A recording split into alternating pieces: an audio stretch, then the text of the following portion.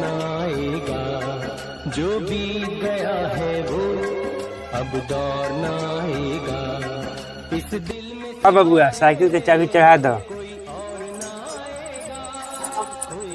तब समझी जी यह बर्तन चढ़ला।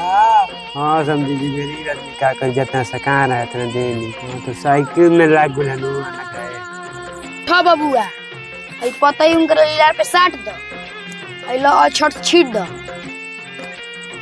पहुंचे पहुंचे काम करी लोग। अच्छा ताके पहले बेटी है तब सुनो बबुआ तू हट जा पीछे। समझी जी पहले उठी ले जाके ऊँची